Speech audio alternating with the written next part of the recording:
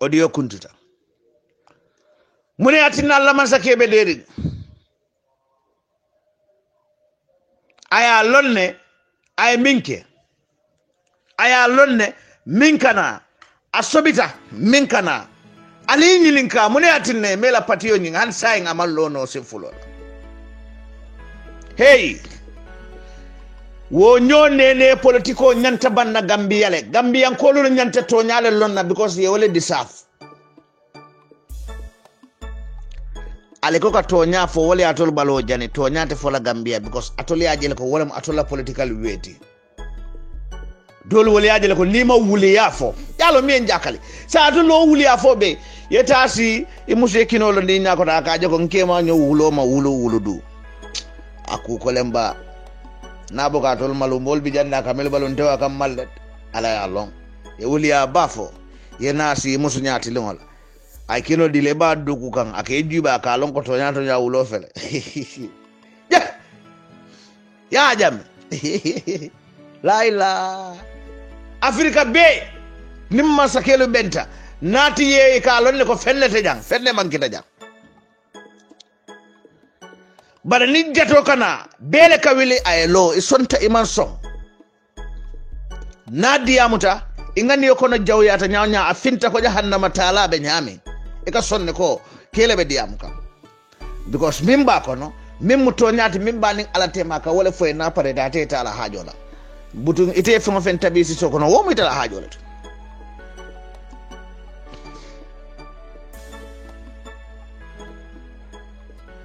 yeddo moroke kono fata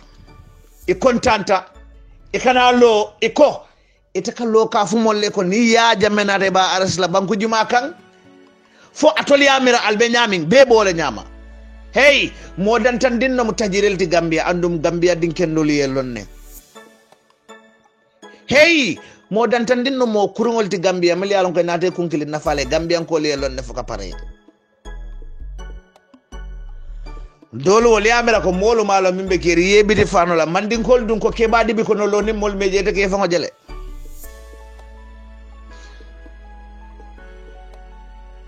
muske barin koto yaaje bendan surola amanke ko min bendan suri ko wala bala hanni hakilo sunkuti yale ma abulabulu na suri na meta na ma suri ne ka jaay jele munana jele ta hakilo sunkuti yama laila hey alsiale tenkun nalko kayro soto Gambia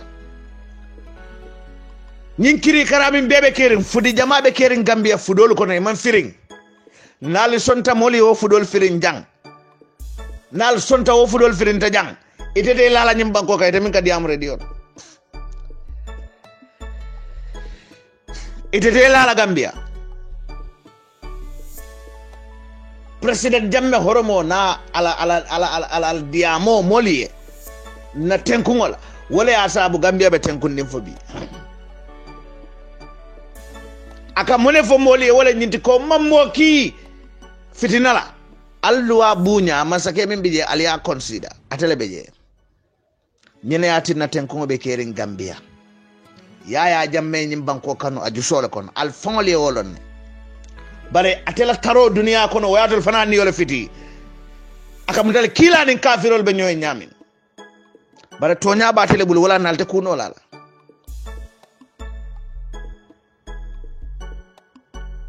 hey billahi wallahi tallahi nalla alman Gambia banko long naliya long al defe alala naliya long al defe alala bare alima lonne atolo kay banko jubel ko tubabu banko furta furlom ni na do rido bu sa fur yedum fintila furta fur nyim banko te wote lunga fele lungol ko naka suman na suti ara foka pare sere da foka pare momo kadi wuri no nyim banko kay ba fele na yemin fono yafo andu me kalila ala la kalisa bala billahi alta fala meta kanyi yeten dalla ko President Jammeh fele wato sita kana murnan Gambia momo ya jawma fi si ya batana bare ni buja o la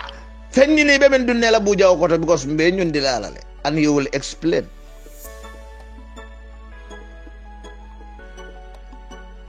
Gambia manke o bankuti duwale keta pour ale mo tajirelo bondi mo kurungolu milma la fi bankol ale o duwale jabi wo transition mbole konateng mbo period le konateng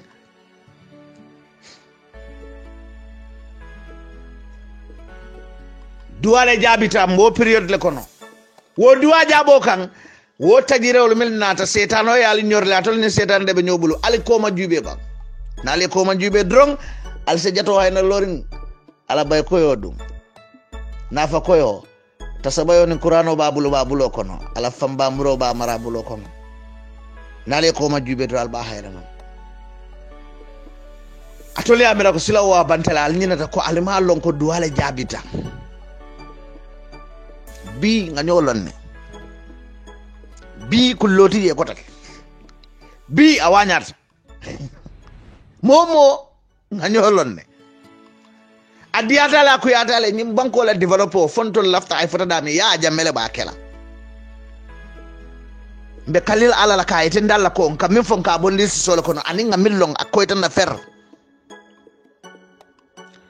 ni yaje kabirale bankota adama lingo min fata nene man fa ya jawra la jamano kono nene man fa ya jamela jamano kono mune asabu atul sita banko kan bare banko fa otam manyal malo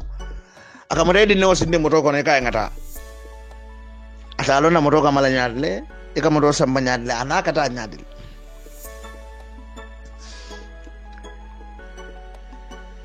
because minamo al konkore ngole nata atol be nyamin akamuta e kamera ko momin be elewaso kulukan atata tabola kabelen somanda manna lansaro afutata be domoro fe kala da fe ngole e ka nyo fufure nyamin al bebe besiri mbali tek la lungo minna momo hey e ko ngobile bang yen jube etele nim fi Gambia nakala you come and explain kuma kan killing be banna Gambia wala mun ndeysaan ku moti abanta Gambia because killing tetarla bitiring jamala fengo kan iba tajriya kan iba tilimbali kan next minute ali amara kon ndeysaan ba ko vala nyim banko wo mollo fa anin molla accident jawolu teng banko la dulalel bije al nyanta damel sukila ka sukini minna ka sukini dal malo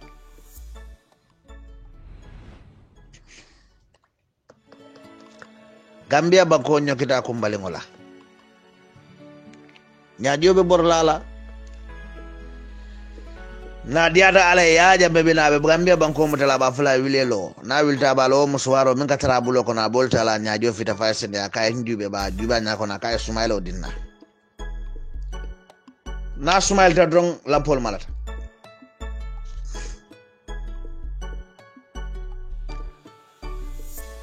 fayse nyim banko long o kola ya mara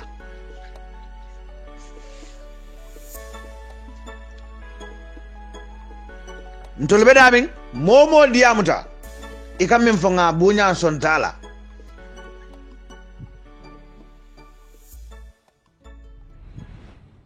ila kuma kango nga bunya lan sontala because minam nga jele ko ite mari la jero dan tawre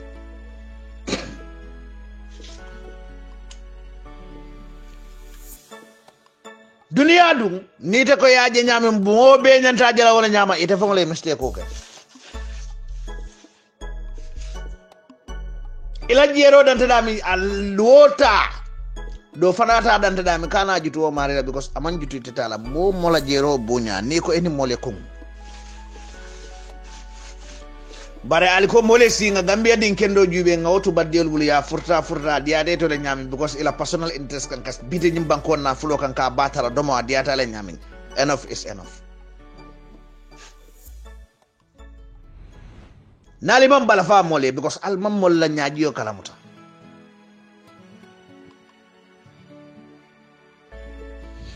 al ko alte mol kalamuta la ale mol mara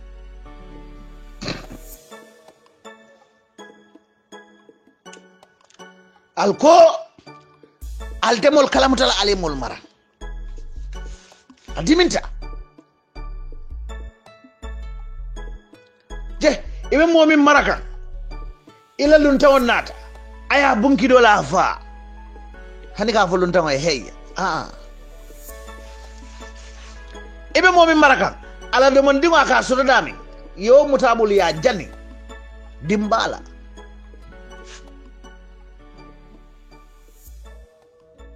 ka jani dimbala ala family balondiram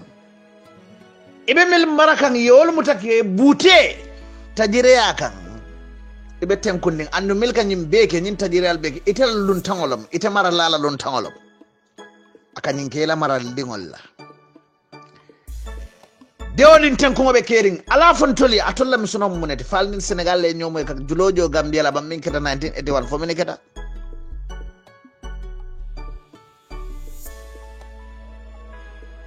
Senegal ne malla fi Gambia la hani duru mol mel ka boli bodal to fawli wolon ila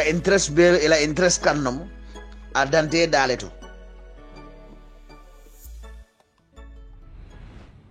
bare noru julo ila noru julo ten tolla na Afrika tundo la jamma fangala Gambia ami ibone banku jumalla sojar kunda lala to nya so sotono sojar kunda milbe kido sotan tolti jorangol ha bare san aksono sita jimalom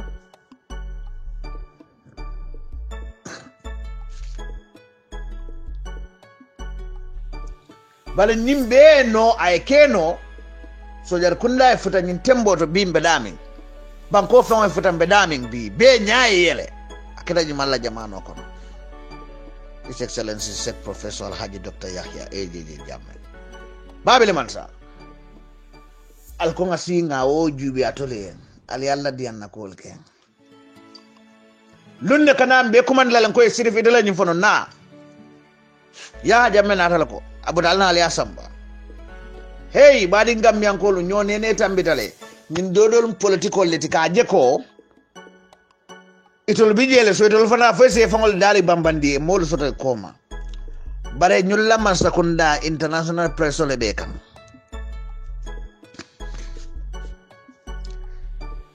yalo ya faina banko senda kata kele ji akata jila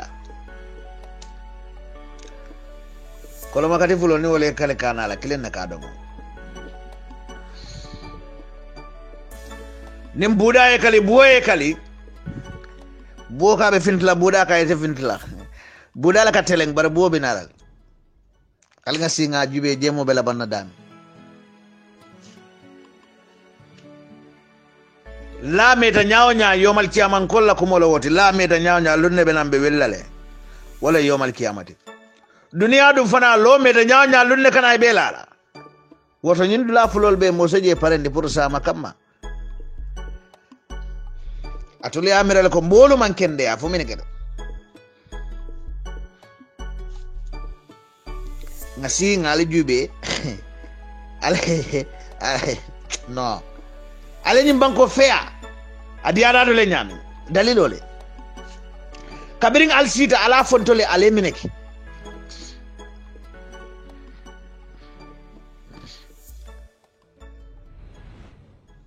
ale kuwo min sambane ka alla ñin fake life kuwo tolle nga ñin kejan banko dingole min kalam daga fuka pare hey Yaya Jammeh min ke Gambia atatal fa ya fango afek falmolo niemol karandi ka toni de fango le kan ko sedi bole bondi nyaade koy be ko al nyaayele yemmo be le nyaayele ndi ite mi etol nyaayele itol kamere tole londo so tete so they start fighting you ole atinna University of the Gambia dunta error kono ise londo so to nyaawnya amote je mimbe londo so la ya Jammeh because londi fulal babul ale dunya londo karfala nata hidayah jindaka masala hikma nata lataka itol dodo ni na tabulo bule sede Momadou Sabally nata nin gella bara mo ne fa ko londo diam to nyaawnya ideas ya nyaawnya ni ya Jammeh ata fay ke dele because ifan ka lonno kay min fo tambe de tata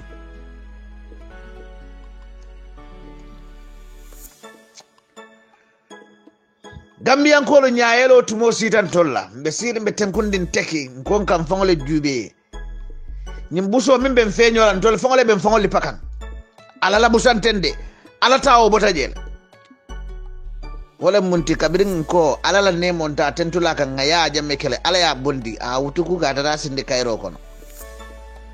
bara jawlu sawo muminti wala nyinde ka dara nyanda tala alkiyamale bara ala ko hani ntela mansa kendo ngabi tombo nga toben ka ke mansati nali akele ninka jenkendi ko le nga sinde kayro kono akele ndilal nga ko roji ndal kan Gambia be damin bi hani safo e tarasilo kay Kenya kalankala e ka fusumo bi jamano jandi be nyapila mo kan silo kan ka fa sachi abula ala nya kalankala mbabe ni tankando la manke sumati bari ya jamano nim mo ya nya kalankala mbake nyapa kan sungolo ma tajire alake ndol de sila ngadol jibale nyim banko fea billahi wallahi tallahi adi atami ko atami jamme marla nyim banko la ko tek alla nyim political strategy al sita o fodin ni wala alinal balla bun kon alnalla musosi kala o kala tol man kala fanati gambele warta tol kilin kilinte badi ngol ngal tinno ngal jayi ka faade ko assalamu alaikum wa rahmatullahi ta'ala wa barakatuh assalamu alaikum wa rahmatullahi ta'ala wa barakatuh badi ngolu badi Gambia ngolu APRC di ngolu banko din cendolo ngali kontong musulme ya kontondiro la mi yalon ka cikata kalsata be senayarin fana alhamdulillahi rabbil alamin alhamdulillahi rabbil alamin alhamdulillahi rabbil alamin nga Allah subhanahu wa ta'ala tentu man sakallan keo min marata jongol bela adalita jongol bela abe marring ila balwala ila niyo la selo anala jio adalita dunia fana la langin ku wala milkake ane milkata faga pare ane mil nyanta kake atel be marring abela alhamdulillah amari masatalla tentu ayam bulam balutan hun kajata bina murna nan janko de alhamdulillah nale diamu jandi nale ka diamu kulen dibitanu mistake ko keta announcement to data ka wala sen yandi nale ya kala mutankale sifon kole jamme jilanko jato muta barinke woleti wo barinke ya iko ilafta ka nganyandi ka kidimandi anin kafo fama honorable Solomari ika abekela December karo atil tan sabalela tan sabatati sifo sate kono amanke pora benti de amanke furu benti furu nim bentende furu ba bengolon ko jalol la bengolom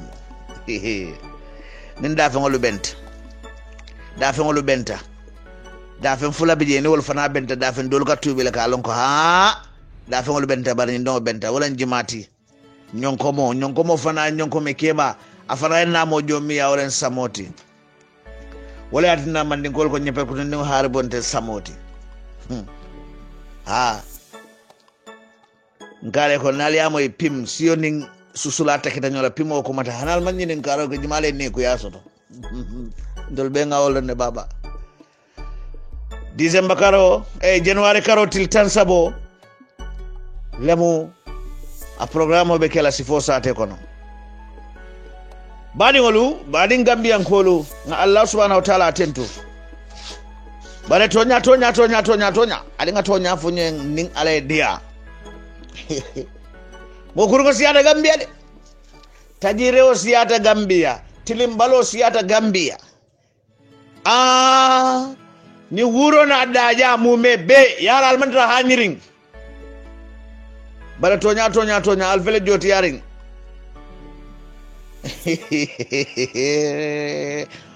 honorable Fabakary Tombo Njate banko mamandi je ya jamme sinano hani sama hani lo kunna la mobe kijo kafara sirif kijera ite yala ila kono bayo yebula wala mobe le kono ya bay mi yalon koy ma fiku karamallahu waja la jenna busaskanillahi marabasiman intaj sirif kijera ngamo le kafu ni ya jamme dunta na Gambia banko kay ba mutala ya kitindi ya sorom hey billahi wallahi tallahi nallahi kalita alala kali saba akewote Gambia alay min di mola la bulu nali ko duniya mole singa kun mafa mankun mune atinna mankun hasidi yal ni ngane jawya mune bi molu ngani yo jawyandi ko ite nyola sola ko ite sonna alala dearo anala kero ay minke mune atinna altetula mantoro ni mbata kono mune atinna atoltetula deto kono because Allah subhanahu wa ta'ala fa wala daliku akitita minna atole wala baydi aliye mune noje nin ala ya jame tamminde kelbe nyaato Gambia bilo hani takaloy kedaela amole mimba mutala Gambia a sojaro le a police o mu jumalete because ale Gambia armed forces ale will suppress le wol man tara to le anymore nin tais dunnal ale nyinin ka Sudan la ning atara ko nyum molle be ya jamme aljikita ko nyolle be ya jamme mutala ni aje be fogo ya sangola ala longo bori luntela nyum mol falke korosi la falbi ke korosi ba ya jamme le mutala albo le mutala Gambia tol bele Imam Ibrahima Saw moy ay kuma kamo men fo banko la national identity card banko dingol lel tam nko atolu mennu ka fo luntawle alina le register Gambia alika mending ko sing alima long alibe men kurkur kan alfawlu ma long nko alibe banko le tinya ko to andu nale banko tinya yalo ne mun mina kila bang alika kayto di mendula al dingolu ni wol dingol le mina nyo sabala banko la nko ali president Adama Barrow la man sakunda nyininka Yaya Jammeh la kenolu itata min tole Yaya Jammeh la kenolu itata min ala plot P11/2007 bara nyomi ala plot P22/2013 balam fo fonyi bintang aningala kenome alon koy kafo P31/2007 yajit aningala kenome kafo ko P12/2008 bara nyomi anim P12/2008 esew B15 P15/2008 mayamba P14/2008 esew P16/2008 P17/2008 Bangali P18/2008 Sami P19/2008 anim P20/2008 Esau anim P25/2008 Elephant Island Jason Village P26/2008 Dog Island Sitanunku aningala kenome kafa P29/2008 Esau P44/2008 Bara Jinak Island P1/2009 Janjambure P2/2009 Balangar P3/2009 P4/2009 Balangar P25/2009 P9/10 Kanuma Jinak aning P27/2010 Dwasu P9/2013 Basse P10/2013 Sotuma P11/2013 Santosu P17/2013 Lower Salum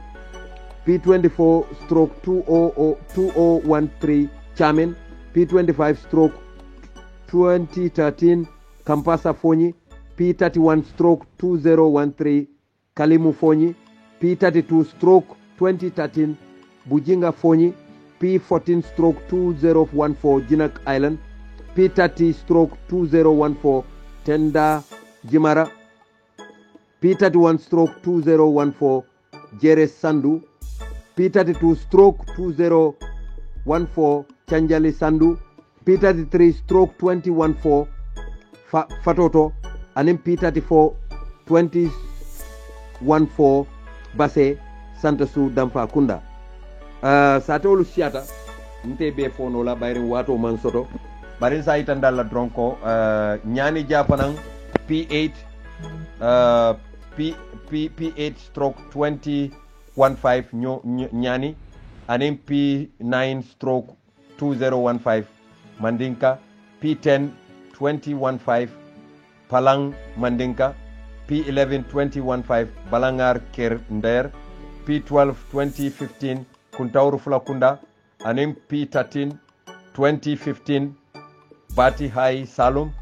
anin P14/2015 Pachar Lower Salum P15/2015 Kundang Nyani P16/2015 Dankunku Nyamina P17/2015 Ker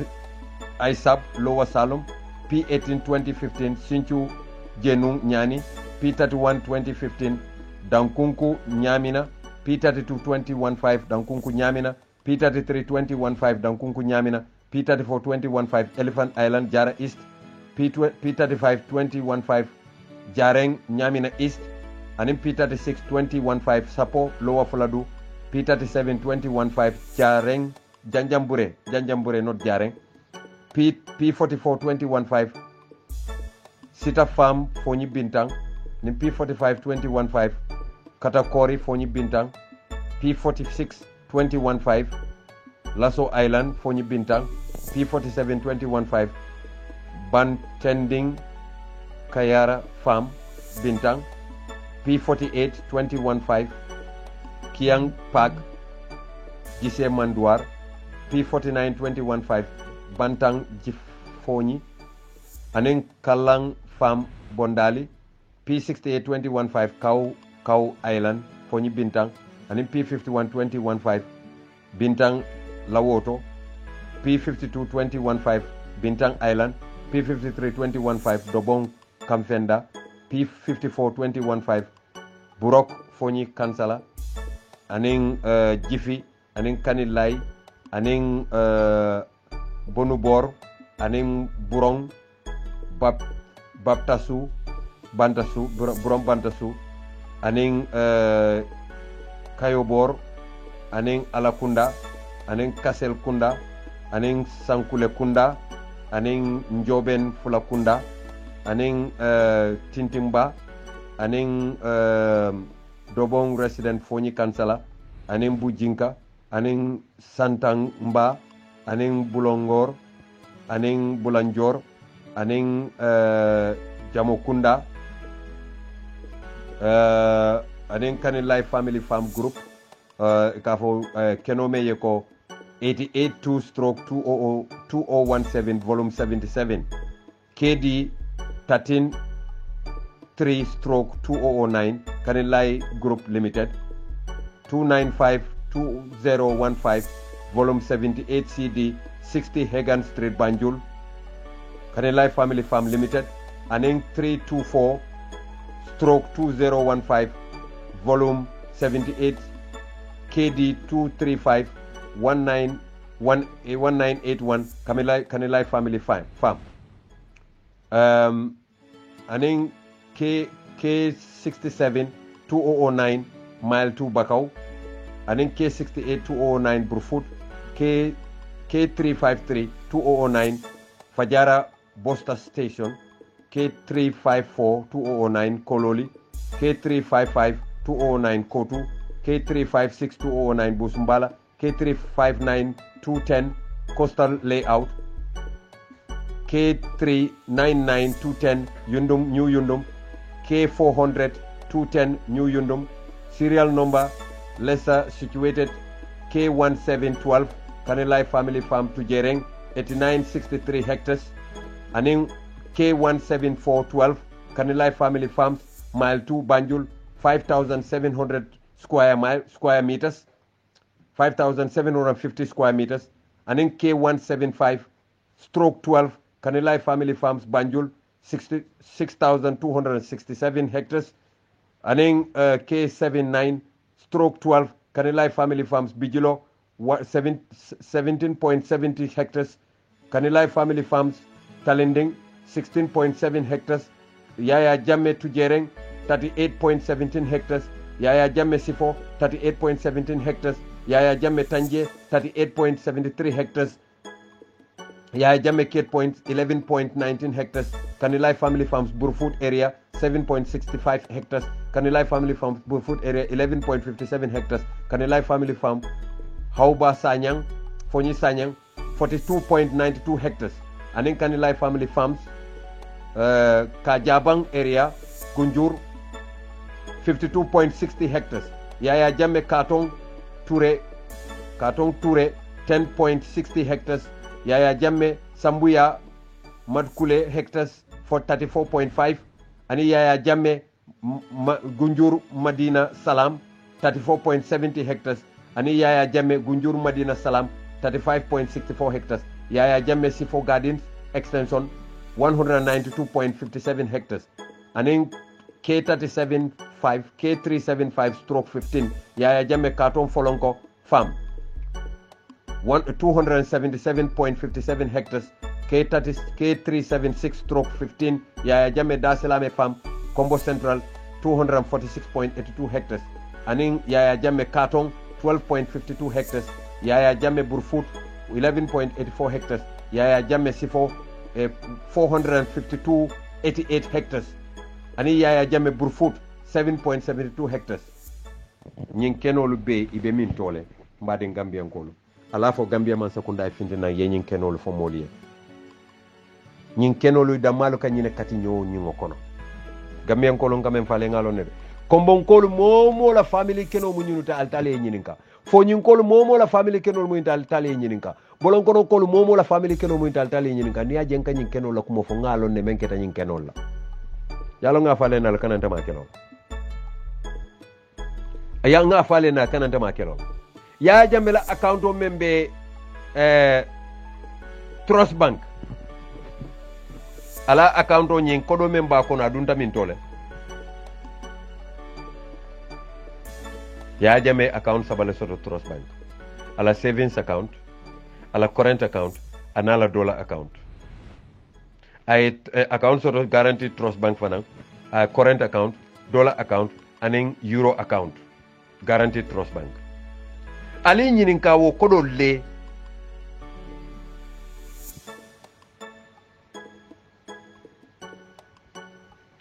karambol nim project sol men yalon ko Yaya Jammeh martela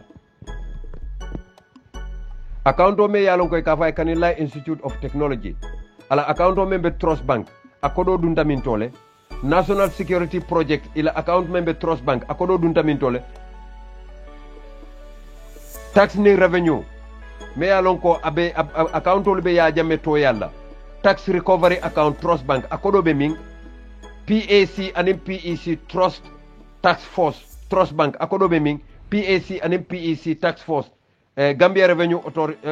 Recovery Account Guaranteed Trust Bank akodole Alhamdulillah Project and Mineral APAM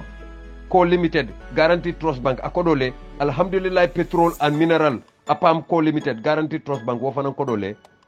Foundation Account Other Charity Accounts men yalon koy bebe Yaya Jammeh to yala ala kodole Gambian kol mun aliya mira fokku cha hanolo mo yente ndolta nyum ko la jere Operation Save the Children Trust Bank la account kodo membe jale President Empowerment of Girls Education kodo member bank to ale Hospital for Treatment of HIV and Asthma and AIDS kodo member at Trust Bank Kanilai Alternative Medical Clinic Trust Bank la account kodo ale Gambia Women's Empowerment Trust Bank akodo le President Adama Barrow alka kadimu rasul man ko nga ko jaran ko lal tulo bala nga julo mem man ko pare to ñobar wala dollar account treatment of HIV and AIDS empowerment member Trust Bank Dr. Alhaji Yaya Jammeh Foundation ala Trust Bank account high education support ala Trust Bank account aning dalasi account name Operation Save the Children Guaranteed Trust Bank Jammeh Foundation Hospital Bundung ala savings account Guaranteed Trust Bank PGEP ala Guaranteed Trust Bank account Jammeh Foundation Hospital ala membe Trust Bank JFP Staff Welfare Association account okodole Jammeh Foundation Hospital Bundung akodole President Foundation for Peace Guaranteed Trust Bank akodole andun jama balle bijang jama balude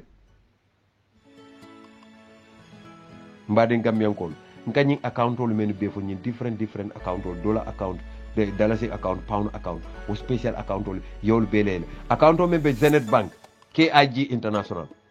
Account do fana be Zenith Bank KIG International Operation. Account do fana be Zenith Bank KR account. Account do fana be Zenith Bank KIG International Forelec. Do fana be Zenith Bank KIG International Japanese Rice. Account do fana be Zenith Bank KIG International Order Rice. Account do be Zenith Bank KIG Biting account. Account do fana be KI Biting Savings account. Account do fana be KIG Meat Processing account. Ñing ko dol be ile APRC ka account wol men fo wol muy tal ila political account men be Trust Bank APRC travel account July 22nd bank account July 22nd anniversary celebration account July 22nd fundraising account mobilization account APRC fundraising committee APRC youth account ani APRC mobilizer dollar account wo muy talati ya ko do soto nyame mbutum wo nyanta kiskisi la bari wo muy talati bari kañum men bee fo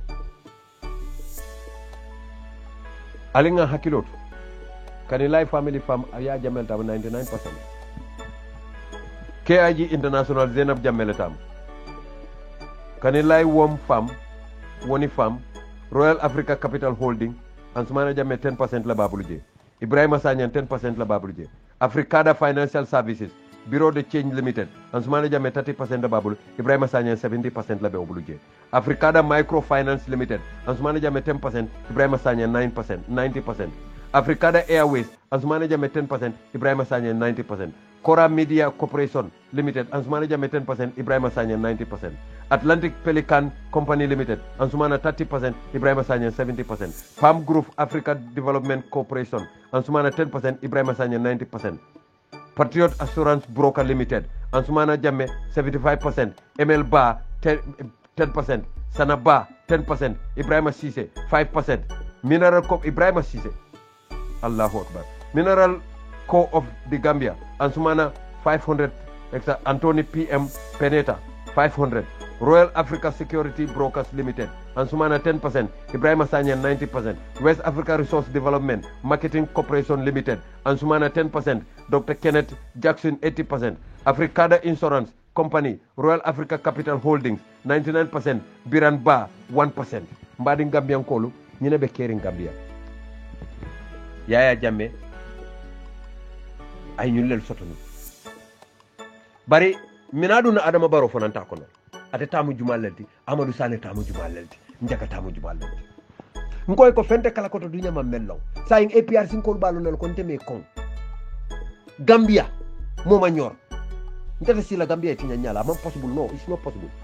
membe mem fo la maya fo manadi ate ali afo buala mun tare nyaaw ali afo nyama to mun jinolo mun te fo be to si fa be me men diata la la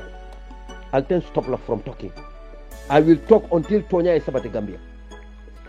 Nadia ta aman satalai, amam fa man to scan. Nadia ta alai, Tonya be sabat la Gambia. Kore kaira ko. Je. Na banko bebe tinyala mfawlu nya bala nga nya kasal. Ndamalo mune mun ndola problem oti de. Malo mune mun ndola problem oti. Bare nadiyata alay tonya wala be sabat la Gambia audio meta bare ngal tentu ngal jeyi mbadi Gambia kolu alama man satellite Gambia sir alama man satellite Gambia fasa kila nen kiara mo formoto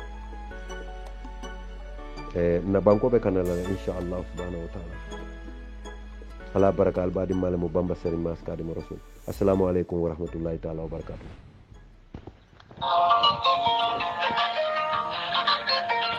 ni audio do wasiata bak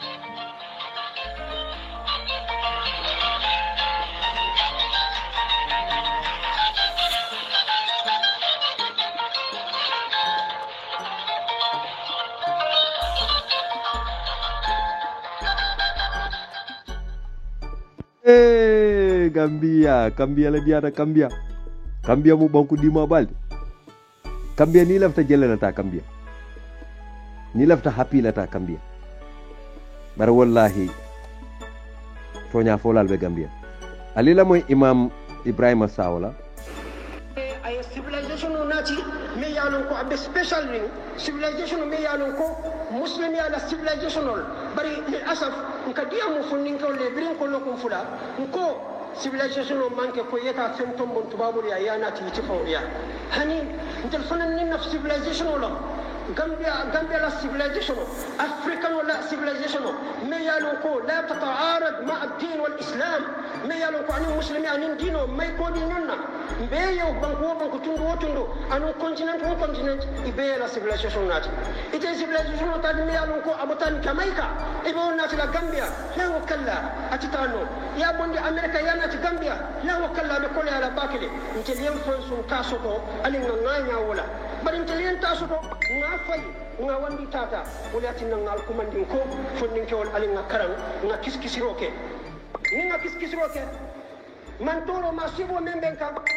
atikelan kan karam memben kan atikelanna baw munom o satara nga fahamroke bari kan jubele ko nyin man fahamu iman kulon men diyata nyin dole kelela wal iyad billah mustallai adamadu bedara ayim beke mo kinennati amando fi sandi moti وخلقنا جعلناكم شعوبا وقبائل لتعارفوا إن أكرمكم عند الله أتقاكم من سلمت علينا ودرنا موت ميالكم على قوة سمبو ورثة مستلا كمن نقول أدوا ما وجودكم من سلمت علينا ورمين من سلم علينا إمو نياتون كولت ورمين كومان كولت إمو منستالت ورمين بريسدانت إمو لونتاولت ورمين دورونت أما بيجوبي أكو إن أكرمكم bawo lunta woni dum be abe mo kilinati bara be yala hakko sotele anu e be la nano sotele nyanta dan na dame so nyindo kala tambi nane wala nyindo fana kala tambi nane wala isa jen si balu be balu bawo banko be mustalla ya da adama do bele ay be la kolto kenye Gambia jang nka fo nyoyo ko kom jana isa fo yo ko ni dula dol isa fo ko vien dula dol isa fo ko taala so ñim amanke kilinti ñin do ko kom